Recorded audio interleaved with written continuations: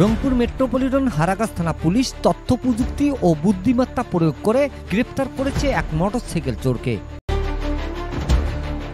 Police জানায় গত 25 April শুক্রবার বেলা 11টা 10 দিকে হারাগাছ থানাধীন কাসনা গ্রামের সাজ্জাদুল আলমের লাল কালো রঙের 100 সিসি টিভিএস মেট্রো মোটরসাইকেল চুরি হয়। এ ঘটনায় পরদিন হারাগাছ থানায় অজ্ঞাতনামা 3-4 জন আসামির বিরুদ্ধে চুরির ধারায় মামলা হয়। এরপর মামলার তদন্তকারী এসআই তহিদ রাজু ঘটনাস্থলের আশপাশে সিসিটিভি ফুটেজ সংগ্রহ করেন। পরে সিসিটিভি ফুটেজ পর্যালোচনা করে মোটরসাইকেল চোরকে শনাক্ত করেন।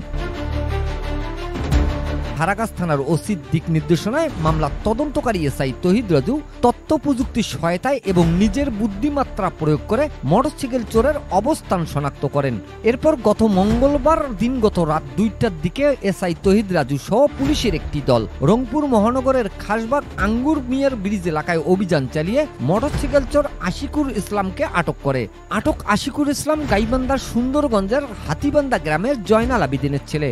মামলার তদন্তকারী এসআই তহিদ রাজু জানান, আটক আশিকুরকে মামলায় গ্রেপ্তার দেখিয়ে মঙ্গলবার রংপুর আদালতে পাঠানো হয়। আদালতে 164 ধারায় জবানবন্দিতে চুরির ঘটনার সাথে আশিকুর নিজে সহ আরো একজন জড়িত থাকার কথা স্বীকার করেছে।